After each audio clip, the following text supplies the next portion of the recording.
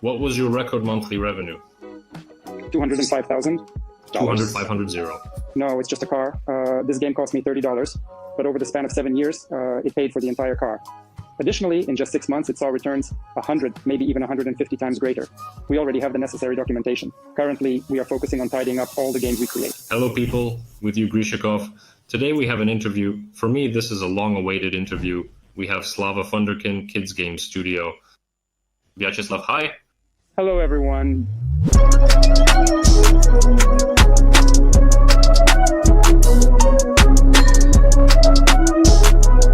Why has this interview been eagerly anticipated? Slava previously spoke at our intensive program, briefly sharing his story, but withholding the main point of it. He stumbled upon a unique niche, and from there we can say that this niche began to thrive, and he built a substantial company, ultimately achieving significant revenue growth. What was the highest monthly revenue you achieved? $250,000. Off there, yeah, and then a lot of things happened there where we're going to go into that today. Before we get to that, let's go over you briefly, and here's where you started. Where do you live now, and how did you come to GameMade? I live in the city of Miami, Florida, sunny. I've been in the States for 10 years now. Before that, Russia. We left Russia sometime in the year 2014, early in the year 14. Well, you miss the people, of course, but as they say, you don't miss the birch trees. People, you miss people. Good. The main idea you had was to make children's games for the kids. Yeah, I noticed at the time that they were doing well. I tried children's games. My son was actually born in the States, and I had all my games. They grew up age appropriate, according to my son. And accordingly, when he was 1 year old, I started making my first baby toys. I did it alone. I must have made 100 of them, no, 50. Started. You were a developer on your own? Yeah. Well, I did them on a build box. It's a builder, no code. I was making one game a month. And at that point, there was you didn't have to do anything at all. You just put the game out, make a basic RTO, put it out, and the game makes you between $100 and $500. Depends on how well made it is. Play or App Store mostly worked? Oh, just the App Store. No. Google Play, well, poorly bought, not NFO, premium-only products back then. Well, App Store, I really loved the App Store. The App Store was everything. So you have created 100 games by yourself, plus a few more, around 50? Well, 50 are just on the App Store, and 50 are on Google, so you get 100. There's 100 in the study. And how much money did that bring in? Well, that's when, of course, not all of them carried well. Some were failures. But in general, I was growing somewhere around the average. $300 a month I had income increase. And so over the course of a few years, I got up to $8,000. Cumulative effect, right? You got to release games faster than the old ones die, and then you'll grow. Well, that's the thing about baby games, isn't it? They're hard to die at all. I've got games that are 10 years old and they still work and bring. Oh my God, what is that? That's an awesome niche, I'll tell you that. It's awesome. The only problem is that now it's very difficult to get organic traffic. It's very difficult. And the purchase, most often does not match the economics. You got to 8-0, and then what happened? Did you start building a team? After that, the team started coming together slowly. Then we were introduced to some YouTubers. Our first encounter was with Like Nastya, who happens to live on the adjacent street. We got to know each other. They said, yes, okay, we'll cooperate. They chose who to work with. They chose me. We made a project. It went well. It's a pretty decent trailer. They provided us with valuable marketing assistance. Overall, it's a good and enjoyable game, and it still functions well. So who doesn't know Like Nastya? They're one of the top 5 Planet YouTubers. They have 100 million. Let's compare a project without bloggers and with a blogger. Here you released a game, you say it went. If the standard game from 100 to 500 brought, here is a game with them. What income? Subscribers, let's put it this way. I can't divulge the data, but the order there is, tens of times. 10 there with coffees, I'd put it that way. Income is better. But you split it in half, right? I mean, half of it, roughly. You keep it? I can't disclose. Anyway, okay, yes. No, come on, guys. These are big partners. We don't have a contract. Okay. We're still partners, yeah. In addition to Like Nastya, Vlad and Mickey came to us later, also 100 millionaires. Also a very good company. And we started making, Like Nastya are girls' games, and Vlad and Mickey are boys' games. What do you mean, applique's here for you? It's just that conventionally they're there. And they said they saw what the first bloggers were doing, and they asked, who do you work with? These appliques were given to them. Somehow that's how it is. I don't know if they communicate directly. I got the impression that they're competing, so there's probably different polls.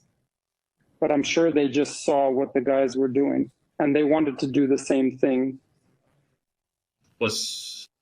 Now, it's interesting. I've seen that Russian bloggers, who work directly for the Russian audience, they started many projects, like Ivangai, for example. They started to do projects there, and at some point they stopped this activity.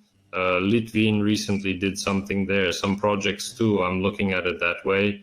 They did projects, they did them, and then they gave up because they didn't earn enough. Well, apparently they don't earn enough, these projects, relative to their advertising revenues. Of their advertising revenue, how substantial was that income for these guys? That's a significant point. We've had these conversations that the advertising revenue is more than the gaming revenue, but there's a nuance. The game, if you look at the long term, for example, over a period of 2, 3, 4 years, it completely offsets their advertising integration, and it keeps going on from there. That's the long-term money. Roger. So That's a lot of people true. Apparently merge conditionally halfway through, not evaluating the repost, not evaluating it correctly. What's it like in the States? For $300, we took them, how long ago was that? 7, 8 years ago, we got a new Toyota Corolla. A toy, it turns out. Yeah, sure, a loan. Loans were low here for a car back then. It turns out that little toy that, $300. No, it's a car. And this toy that's $300, it bought me this whole car back over these 7 years. So that's kind of the power of the toy, the power of long money. Not everybody realizes that. Yeah, it seems to me, I say this all the time, that every game somehow or another is such a little rivulet that then forms a river, a stream of money. You did an awesome job. How successful were you in the games designed specifically for children? I think up to 20,000 in total. But this is purely my income because there are also your partners. These are actually the channels themselves. I also have a second company. So it's kind of like me, I'm just talking about my share. So what's next? Then we came to a situation where it became much more difficult to promote children's games. Google started banning it. The other day they said, no way, we've been making a new game for a year. And he was like, ho, ho, ho, ho. You're no longer allowed. And we're like, oh. Question. He doesn't allow the game to be released? You mean he released it as an adult? No, you can release it, but you're going to have problems with promotion. Google ads, for example, buying, he won't let us if you have a baby game. So we started to get out of baby games. Well, on Weight in general, we started unchecking the box that it's not a baby game. That allowed us to put in analytics, put in ads, and so on. On Google, well, it's hard with Google. You can't do that with Google. So I started thinking about what niche to go into, and that was a year and a half ago. And that was the first time I heard a niche to go into from you. When I opened up my channel and you said, do it at Melon Playground. I was like, what? Melon Playground? What the fuck? Well, okay, that's kind of what I heard. Then you had Arthur Stogny. And he also said, do such and such a niche, including Melon Playground. I was like, wow, that's the second time I've heard that. Interesting. So already 2 people who are so important to me said that I should come here. And since I was already mentoring you in the club, one of my students comes to me. He also says, thank you. I have studied everything. I have looked at everything here. We should do Melon Playground. I'm like, that's it. 3 times, 3 people told me, you have to do it. I download this game. I look at it. I think it's bullshit. I didn't understand what the hell it was. Well, we have to do it no matter what. Yeah. I go to my developer and I say, Rom, please make Melon Playground. He plays it and says, Slava, what the hell is this? I said, no, Rom, I don't know, do anything as long as it's in this theme. So he made a puzzle with these men with guns, and it went organically very well. We made $100 on Google in the first month, and we had traffic. We made $500 on ESI, and we made $1,000 on Amazon. I was like, what's $1,000 on Amazon? We got kids there for, I don't know, $30 tops, but here it's $1,000 on what? Well, I haven't seen that in like 6 years probably at that time. But I remember. Yes. I remember the times, the times we had. Yeah, everything. I got a flood inside. I ran to all the partners. I said, guys, right here, do it, Melon Playground.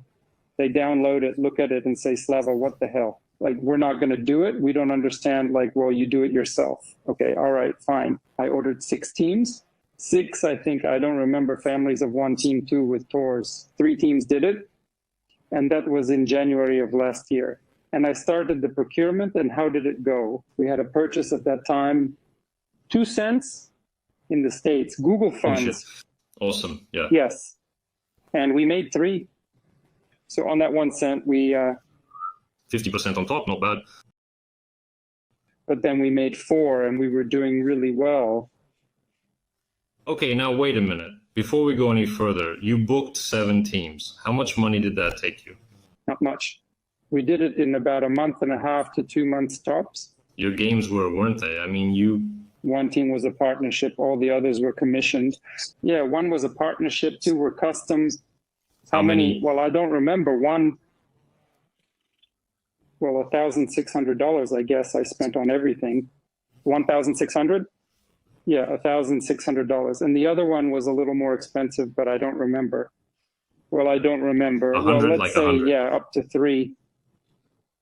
Let's take a little tour. What is Melon Playground? So the guys can take this budget and the game. What is the game? Well, originally it was People Playground, a STEM project. Then there was a mobile project. The Playground gist of it is just, that, the essence is that it's a sandbox. There are no levels. You have a panel where you can pull out characters and throw them on your game canvas. You can put some items, weapons. You can interact with these people, shoot them, hit them against the wall. There are various scripted items that can be constructed. These items walk and possess the capability to shoot at one another, all depending on the specific project's design. Essentially, you have control over everything. There is no other element present. It's just a sandbox. You're sandboxing in it. And the audience are the low kids and the elementary scalates. So you're not far removed, are you, from children's games? Yeah. Only it's gotten more bloodthirsty. Meat, blood, that sort of thing, yeah? Yeah. That's the most, they're just like, I don't know, they've got a real drive. And this Mountain Playground project, I think it's about 5 years old now. I believe it's been about 19 years since its inception. Even now, it remains reliably stable. What I find most appealing is that it maintains a consistent trend, neither fading nor growing. Though it may seem stagnant, its influence on website traffic is remarkably strong. And it's got a lot of YouTube videos on YouTube where kids are just like fodder to watch, respectively, run to the store and download. Now, and at that time, a year ago, there were very few other games besides Melon, and we were the first in the top 10, I think. And naturally, there was a tremendous amount of interest surrounding our games. Okay. Next, from what I understand, you had some kind of problem with Amazon. Tell me a little bit about what happened. Oh, yeah. Well, Amazon didn't like the playgrounds, and they didn't like AWS either. Both of these playgrounds on Playground, I understand it's the People Playground, complained, and Store started nightmarishing everything that's in that genre very strictly. Google started to do it a little bit later. It started to weed out the word playground. I mean, they banned some games. Well, back then these games were still in their early stages. Other games, I just already realized that the trend is going on, so I changed the names real quick. And that's why they removed Melon Playground. I saw that around November last year. Melon Playground has since changed its name to Melon Sandbox. Okay. What does it mean whether iOS and Android is a nightmare? I mean, on Google you got deleted, you had to change, but how did that play out on iOS and on Amazon? They let us through one game in AWS, and the next thing I say is, no, you already have it. You're doing spam. It's spam, spam, spam, spam, spam. We don't let it through. And at that point, we had another very strong project. We were all, for a very long time, we couldn't get over the spam thing. We encountered a roadblock and had to put in a lot of effort to overcome it. We made several phone calls, spoke to different people, and sent numerous emails. Eventually, through these human interactions, we were able to resolve the issue and make the necessary changes. We understood what they wanted, we made changes, and they let us through. So you ended up beating the bureaucracy, yes? Yeah. You have the option to contact Apple. If they grant you a waiver, you can request a phone call and schedule a specific time to receive it. By the way, I have received calls from managers who speak Russian. I was quite surprised by this. They explain things in a way that is easy for me to understand. There was a game we made in the past called Dice Adventures. It is similar to Dicey Dungeons, but we created everything from scratch. However, we were not allowed to enter because it resembled another game too closely. In response, he tells me in plain language to look at the sword. I told him that we designed everything ourselves, from scratch. He insists, saying that our sword looks exactly the same as those of the other developers. They explain in human terms. What did they ask to do to change so that in the end they would miss it?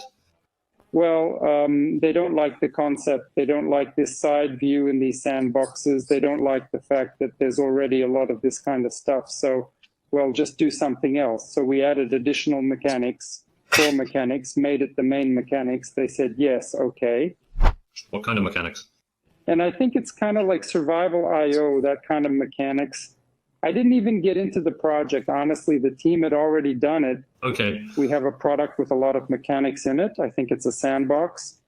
And the second and the third and the fourth and the 10th and this and that, just guys took and disconnected at that point. First sandbox, put one row, skipped, then added sandbox. Oh, skipped, there is already a sandbox. Accordingly, next we roll out everything at all. Okay, and about Amazon, let's figure it out and go further into development. What's been going on with Amazon? That's what I remember. Yeah, Amazon was like that at first too. It was just picking on everything left and right. Prove that you have the right to this word, and this word. And every time it's different, it feels like random, as if different people are doing this check. And that's what the checker thinks of. That's what he writes. And he has to pick on something, so he picks on it. Accordingly, we clean it all up. We do everything, somewhere to flowarch.org, somewhere to Flow Playground, somewhere to something else, something else, something else, something else, and prove that it's all yours in the first place. We provided screenshots from other admins, of course. From the Google Play console, we provided contracts. Here, they accepted it all. Yes, okay. And at some point, I sent a new game. They were like, thank you for submitting a new game. We've decided to delete your entire accounts. I'm like, what's the big deal anyway? It took me 2 months. Again, I was pushing back at them. I said, no, why? I've been with you for 10 years. Explain to me why. We're with you. Explain to us in a human way what happened. We have all the contracts, this. I uploaded all the documents to them. They were like, okay, all right, all restored, all payments sent. Yes, everything. Could you explain the process of how you achieved this recovery? Are you suggesting that you simply sent them an email? Okay, yeah. Will you sign? Okay. It took a long time, of course. I answer it every 4th day. It's been a long time. I said 2 months. Let's go back to the income. So here's the first game you released, 100 on Google, 500 on the App Store, 1,000 on Amazon. Amazon is suddenly a gold mine. Turns out, I think it's one of the first projects I heard that Amazon carries more. How did the income grow from there? I mean, how was it with the new games? Well, the retention of that very first game was low. There was exactly 15%, so we did not develop the project. We just switched immediately to the sandbox. That's it. We abandoned that one. We didn't do anything else. New games, the retention was a little bit better there, but the interest was higher. And we've already started buying. And naturally, as if here already, well, everything is already here. All the partners, those who refused before, they were like, what's there, what's there, what's there? They started to manage interest, and we naturally started to make similar games with partners. Plus, I also attracted new developers. And I had my teams that I didn't expect to do so well. The guys believed in the whole story so much, believed that, well, they believed in me, right? That they fired their jobs, closed their projects, and went completely all in, came here. So in May, we started. By the end of May, we released the project. It was already there, had reached profitability, so we could hire a programmer. And in 6 months, we grew 150 times there. Well, specifically, how much money we needed to make the game profitable to hire a programmer? And then 6 months later, what kind of revenue did you make? In 6 months? I'll tell you the range. The range is we hired June. In terms of revenue, the turnover from this game, she was making us more than all my turnover from all my games. That's the peak. Okay, all right. Let's have a conversation solely about the details you can provide on your turnover. How's the growth been? I mean, we're just saying that you made it to the 20s then. After that, Melon Playground came along, started doing similar projects, but they were a little bit different, 1 2-, 1 3-, but on the side. Then you started doing a first-person sandbox of Playground. To make it clear to the guys, it's not just the same game. You were just doing things in that niche, but all a little bit different, and watched how it all went down. How did your turnover grow after you launched? Well, naturally the project freak. I mean, it jumped, I guess, in the first month when I started buying, it jumped.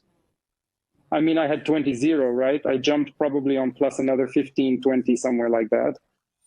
Then it started going up, like 1,000, 2 or 3 a month. And every month it went up more. And it went up to, at the peak, I guess it was probably 1,080. From 250 net 80,000, you got 80,000. Yeah. Net, that's not considering the expenses incurred for marketing. Yeah. Yeah, cool.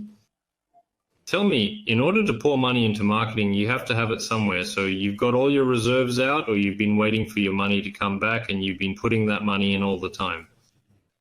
Everything. It all adds up. There's my own and what's in the turnover. We made it so that it was turned around as quickly as possible. We invested it immediately. Plus, we have a good relationship with the advertising offices. The advertising offices started giving us loans, and the credits started to grow. And now we have a very good credit line. What else? Plus, banks started to give us more and more working capital. And there are nuances. Well, in general, everybody started to show interest in us and give us various options. And it all adds up. Well, I mean, we have a significant leverage now. We can pull big projects. As far as I know, at the start you bought a simple schema. It's Firebase with Google Ads, but from some mediation. What was the mediation? And you were only procuring on Google Ads. Before that, you went from 250 only on Google Ads. Yeah. CAS mediation. We really like their speed. We like the fact that we can pick up funds quickly. I mean, here's the month end and we have that arrangement. Well, the support is very fast. That is, everything is set up. Everything is fast. Of course, we are trying other mediations and different attributions. Well, in general, I don't like everything so far. What kind of flow is going on in other mediations? I like CAS the most so far. There are issues with CAS in terms of transparency. We don't see the real money that's coming into the networks. That would be a good thing for us to see because all the teams have the same question. Clava, is CAS definitely taking its share? How can I tell if it is? Not exactly. You should inquire of them. It would be highly desirable if the males were more open and honest in their actions and communication. Doesn't know. Clever solution is mediation. By the way, Oleg Shlyamovich created it. He is also a mentor in the club. His trick is that this mediation is already pre-configured. That is, everything works from a box. They have advertising networks there at once, which they connect themselves. And you don't have to do anything, but for that they charge 10% for turnover, and you get a deduction. The first ones. Like some Uploven, Iron Source. You set it up yourself, but nobody charges you a percentage. Rapid growth, you must have tested a lot of hypotheses that worked best. I mean, I realized that what worked in general was that the niche is hot and the purchase is super cheap, but there were probably some clues that allowed you to make the leap. Can you highlight a few? steps, naturally. It was the increase in advertising, the number of ad impressions per user. And yes, at some point we had 3 impressions, then 4 impressions. Then how the hell do we get past 4 impressions, 5 impressions, then 6? Then we so-and-so 6.5, and, you know, that's it. It's like a glass ceiling. And we fought and fought for a month and a half, and we couldn't get over it. That's the genre. We had already twisted everything as far as we could.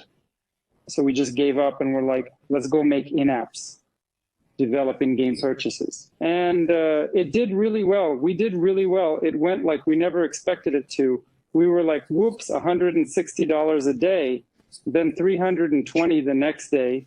We were like, what? Then some 600 what?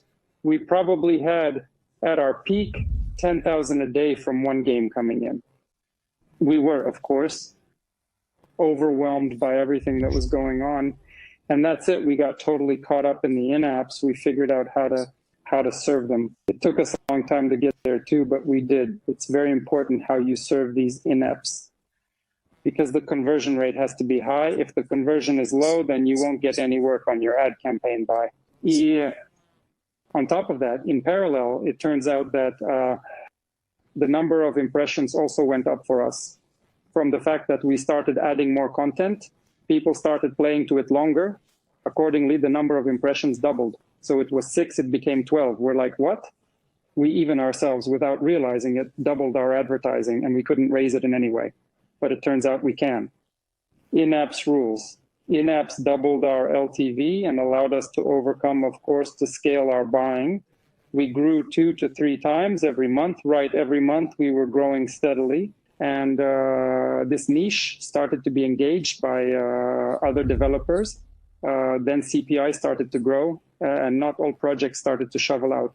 But those projects that we were engaged in, where we added in-apps and developed everything, these projects, of course, remained and continue to live.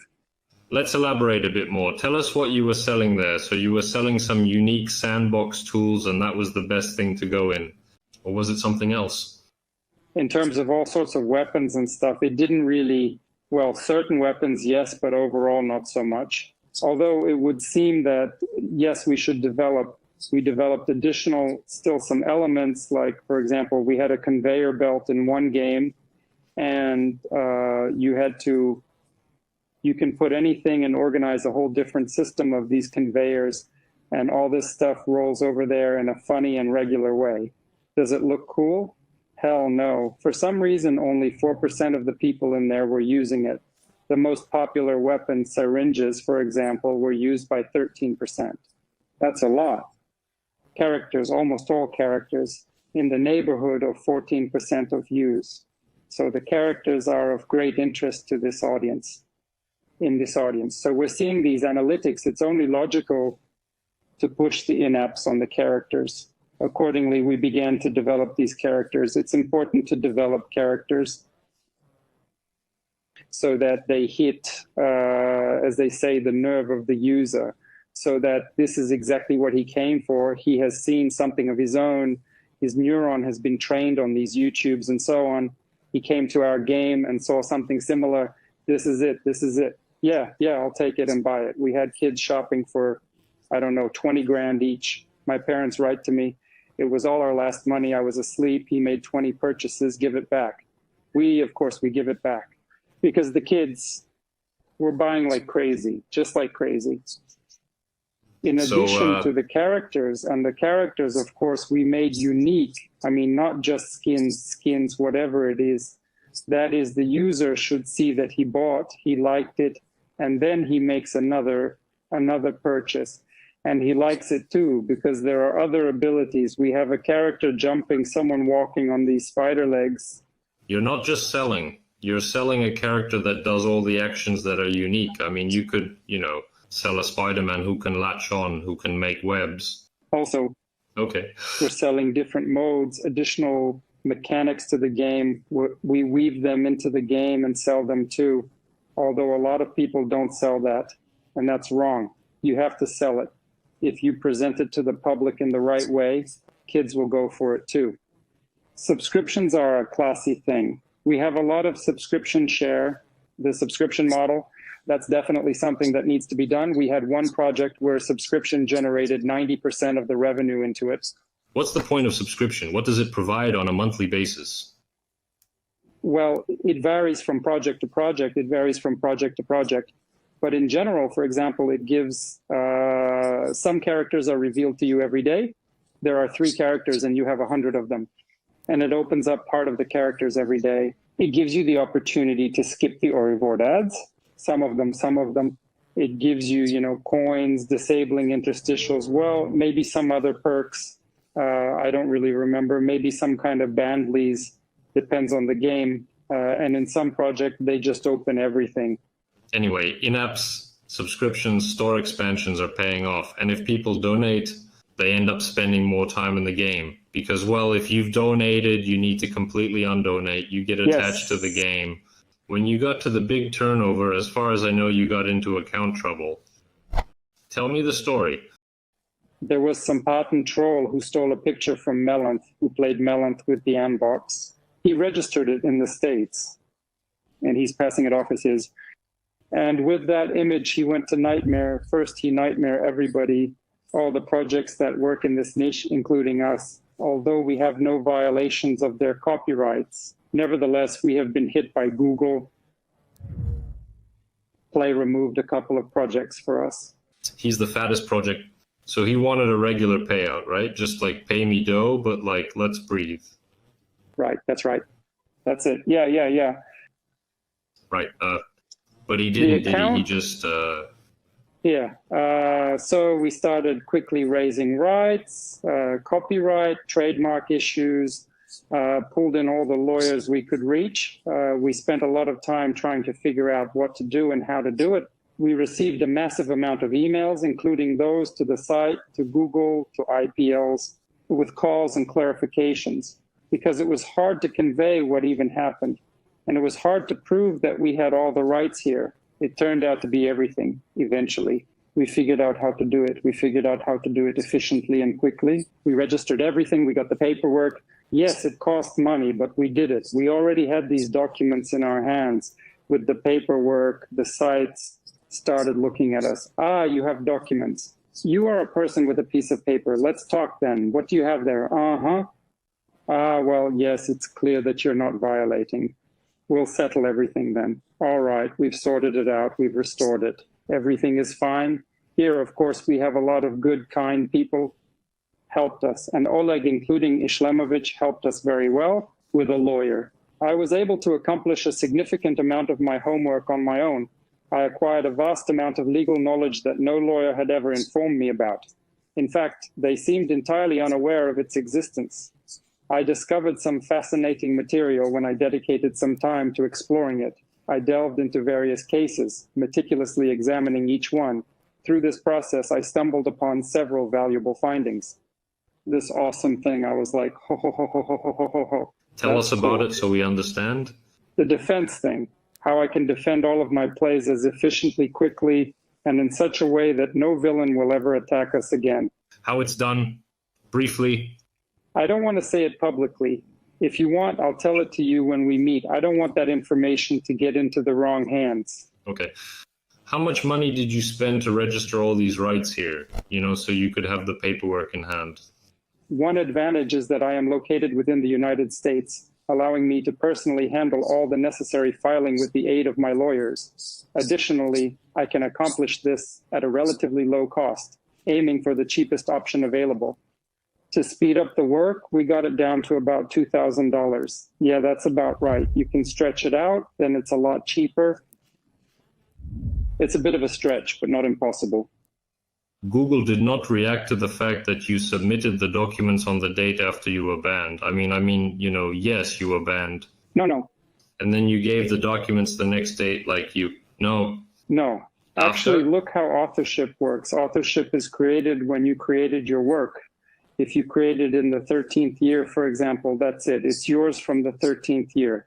After. You just don't have any registered documents, but the authorship is yours. So you can show it if you go to court. You can show in court that here's my work, here's my designs, here's my contract with the artist, here's my contract with the programmer, here's our correspondence, this is your authorship, this is your copyright. In order to simplify the process, you can register your authorship with state agencies.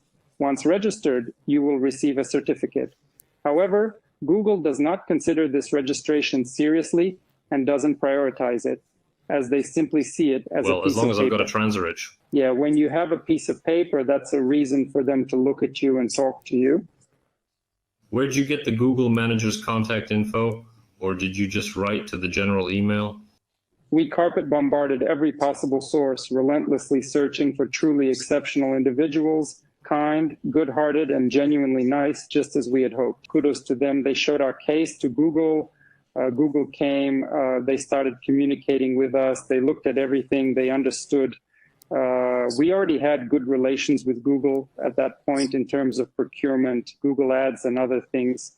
So we already had contacts of some people in Google, and everybody was present at this stake that we had with the Google manager, and they were my lawyers. They were defending me in the right way.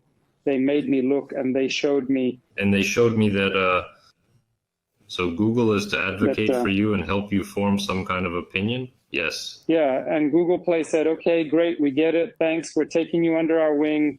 Don't worry, you won't be attacked like that again. We'll monitor it, we'll watch it, and we'll deal with the bad guys.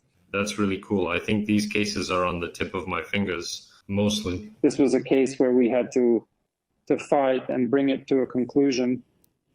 That's good. Were there problems in other venues? So these patent trolls reached Apple, Amazon. We are still in correspondence with them on Apple, but it has already left. It is calming down a lot. I mean, for the first 2 months, we probably had exactly stuff we were corresponding. That is, Apple says, communicate. Let us create a chat room through mail. You communicate with each other. We will just observe. Respectively, we communicate when we monitor Apple, we communicate and we correspond. They say, you took our characters from us. I say, no, we didn't take anything from you. We have our own copyrights. We're not infringing anything. It's the other way around. You're like, they're so ho-hum, they don't like that. They don't like that when we know everything about them. We know who, where, we know the addresses, we know everything. I mean, everything we need, we're ready for. They won't go to trial as there's no basis for the fight or the trial. There's no grounds. In the same way, we are in contact with the publishers of Melon Playground. They are also preparing a trial against these trolls. I give them all the information they need. So there are numerous subtleties that were completely unknown to us beforehand, which needed to be attended to. Turns out we do. Create an association of playgrounds. That's how we wanted to create the situation. I've already been approached by other guys who've been hurt. I'm helping out. I'm helping them. I know how, and I'm helping them. So how much did your revenue go down when these bans happened? I mean, it was 250. What happened after the bans? We took the games off the market, so our revenue stopped at that point. We received all the documents, we recovered, we returned the games to the store, and we continued to build up. How long did this story go on for in terms of months? The recovery itself took a long time, just under 2 months. It was a hellish 2 months of worry. I was worried about what in my life should have happened for me to worry more. It was serious because there was a lot of money at stake. But we got through it. Now you look at it and you think, I was concerned. We now have Google Play managers, which is reassuring. We're currently operating under their guidance. The halo of protection, we already know what document all the games that we do, we will reflect them immediately. All documents so that we have everything. The problem here wasn't that this troll showed up. It's that it's a gap at Google that they're not examining deeply, comparing. There in general, it's the bot that does all that. Accordingly, the bot makes a decision. It makes a decision simply because here comes the claimation and that's it. Those accounts that are protected, respectively, there is not a bot there. A person examines them and the person is already, we know this glue, go straight to the forest. Accordingly, I would continue to work with Apple and with Google. And I recently flew to California for GDC. I went to the office at Apple. I gave this information to them. I talked to them personally. I denounced them. They were like, yeah, they say, we've never seen anything like this before. They're all round-eyed. What, just like that? Oh, wow. I mean, before Google too, yeah, it took us a long time to get there. It took us like a month to get them to convey, to make them feel and understand the situation. We must persist in collaborating with them to modify their regulations in order to bring about change so that the defense is adequate. What is your revenue now? Our revenues are now probably 60% of what we had, but we're right now 140. Something like that, yeah. We're not all the projects are up and running yet. We're in the process of making some changes in 5 projects because those projects also have revenue strength. We're in the process of reconverting, releasing so that they will generate even more revenue. I continue. How much have you been affected by this? It was 250, it became 140. Yes. How much did you, for example, lose time? Or CPI went up, companies had to restart. Did you suffer something in that respect or not much? Yes, there are nuances. Yes, CPI, I can't say it went up. Purchasing, well, it's about the same as it was. It stayed the same, but ad revenue changed because then it was still December. And in December, there are very high CPMs in advertising. Accordingly, we were earning well. Now what? April, CPMs are 40% different. That was the peak. If not even the deletion, there would probably be different earnings now too because of those CPMs. So it's not really relevant to directly compare month to month, but we lost 1 million active players. So for example, out of 2 million, we lost 1 million. That's 1 million people who were actively paying. Accordingly, the fact that we have forgiven the income is precisely because of the user base we have lost during this recovery period. Thus, traditionally, there were habitual participants who, due to the game's dormancy, would simply tally points and seek alternative amusement during that period. Yes. Let's answer a few more questions to gain insight. Did you try out any multiplayer features, specifically targeting kids? We explored Roblox, and indeed we did. I see. We have a lot of developers coming to us for publishing now, and of course we're talking about it and we're putting it in the plans. Right now, we don't have a real multiplayer. We have all multiplayer, some kind of multiplayer. They are fake. So our task in new projects is to prove that this project is profitable, and then we can spend resources to implement a real online. So you are, in short, going for it. You want to test it, and if it works, you want to integrate it into your fattest ones. Yes, well, we probably won't integrate it into the fat one because it's just not designed for it. It's not sharpened at all. Most likely all this online stuff will have to be put into a new project. Yeah, the old ones there. Well, you can't change the architecture so easily. You told me that your student from the club came to you and said that you should do like Melon Playground. So you ended up working with him and he made Playground. Oh, the first one? Yes. No, he quit. He left the club then, but he was in the club for a year. And he said, that's it. He realized everything. He went to do his own projects. I have to write to him. I don't know what his fate was. Are you developing Playground, projects with someone from the club? Yes. Yes, of course. A lot of guys from the club, they come to me as a publisher and propose projects. We have a lot of projects that we do together for the partner lineup. What is the number of profitable Playground projects that are functioning effectively and yielding positive financial results? We do. Yes, we had a lot of breakaways because we couldn't withstand the growth of CPI, because the CPI has risen now. Of course, it's not 2 cents. There's probably 7 projects that we're doing well right now. So overall, I understand you're looking for new partners. You can tell me if any of the guys want to do something, they can write to you. Tell them what you're offering, who you're looking for. They can write. Yes, we ourselves, in fact, didn't even notice how we turned from a studio into a publisher. That is, we were only doing our own projects. We didn't even think about promoting anyone else. We just did very well. It went well. We started to tighten up our purchasing competencies because we didn't have them before. We just didn't have them. I pulled people in again because of good friends around me. We started to do it. We started to get good at it. We started to dig into the essence of what and how to present it to users. And we started to get into this world. And that started to translate into money. And the money started to grow. Accordingly, other guys from the club, among others, they are watching, oh, Slava, you are growing. And how do you do it? we have a project. You and me, we have these metrics.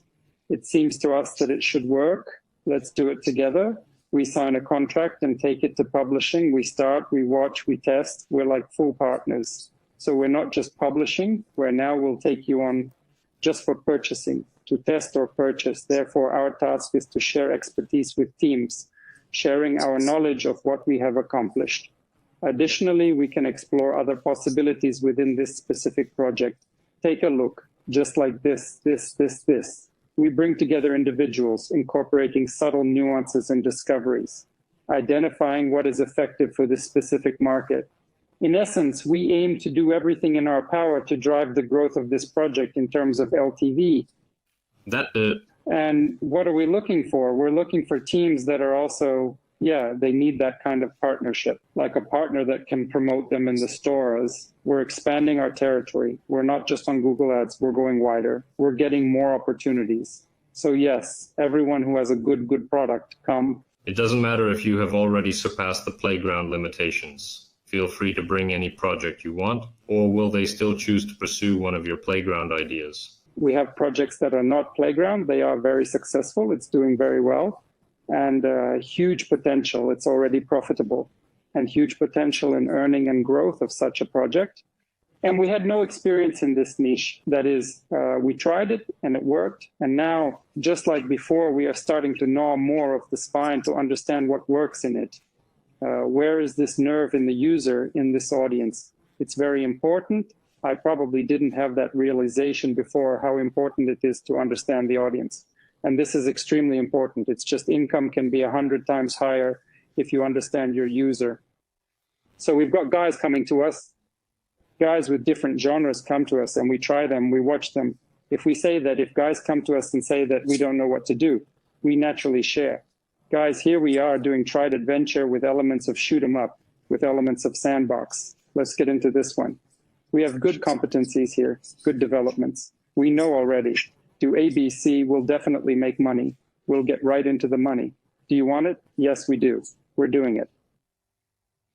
Yeah. Well, what's the other niche game? Can you tell me the name of it so guys can look it up on your account and play it? That's what I'm saying. It's a tried adventure game. Is it called? Basically like shooters. We have a couple of new projects going on right now. Out of the last two, it's Lost Life and Melon Smash.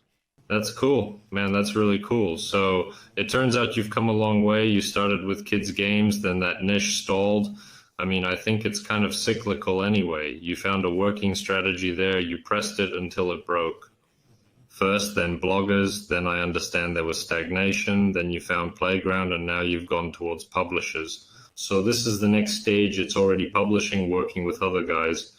But it's very cool. And plus, you've gotten a lot better at patent defense, troll defense. That, I think, is a rare experience in general. I don't know. You should be doing intellectual property services because that's also a rare thing. That's cool. Based on that experience, give some advice to the guys who are listening to us.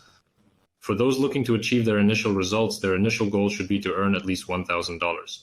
What steps should be taken at this moment? The most important thing, of course, is the niche. I say this every time.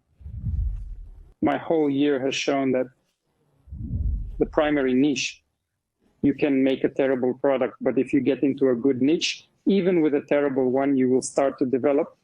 Then you can build up your competencies. You can dig into the game design of this niche, because we didn't know how to work. Everyone said, what the hell? And this bullshit gave a great result because we dug in, but it's a niche first. So my advice would be to do your homework, analyze what's on the market, and even better, more efficient and faster to ask those who already know how to do it and what they do. Ask your networks. Like, hey, what do you guys do? Where are you getting good at? How about you? How about you? What about you guys? You'd be surprised, but there's a lot of people who are willing to share information, to tell you things. They will happily assist you for no charge, providing help and extending an invitation to join their specific field. Awesome. And if you find a mentor like that, you'll accelerate your life as a developer from 5 years to a year, for example, in terms of getting you from point A to point B with super profitable results. So do your research. I'm just saying that a niche game, even a bad niche game, it's going to work despite the fact that it's bad. And it's just a lot of people are afraid to release even if the game isn't ready Yeah. there. And what we're advocating is that you test it quickly and then you start refining it. Okay, that's the first piece of advice. Give me the second, at least two. I'd probably go along with your faster test. That is, don't procrastinate. We've had mistakes like this. We did a year's worth of products released and we didn't hit the market. And we could have done it all in a month, released it, tested it. And that's where the mistake was. We fixed it, maybe changed the direction because it was easy to do it at that point. Because a year later, you're not going to be able to do that because you have already spent a lot of money and energy here. The project is hard, and in the beginning, you can change all that. So do the project as fast as possible. That's very good advice. And tell me, do you see a path to get to $1 million in the pen in the... What we've been doing is we've been getting to $3 million a year. We've already closed $1 million, by the way, that year. A month? $1 million a month? $1 million a month. You see a way to grow? Yes. Sure. What do you need? There's two ways. The first is to improve the current products and to really improve them, to raise them, expand purchases, and so on. The second is to expand, add more new projects. Okay, easy. Seriously, I have... Cool. What kind of games do you three have to make? I must admit, my perspective has changed significantly over time. The idea of dealing with such large numbers was unimaginable to me before. However, here we are, with millions upon millions. We now have investors and buyers demanding returns, and the amounts involved are already astonishingly high. It's truly remarkable how quickly things have escalated. It warms my heart to think that I was one of the people who suggested this niche to you, and I feel a little bit of joy in your success. Very happy. Go ahead. Thank you. My main goal is to get to $1 million a month. I think that's very important. Thank you. Thank you, Slava, for sharing. Guys, if you have any questions, write in the comments. Slava will answer. He'll have some free time. I'll answer. Any questions on patent trolls, how to defend yourself, how to ask questions, how to shop, what niches are relevant? Any questions, write in. We will answer. Thank you, Slava, for coming. Thank you for inviting us.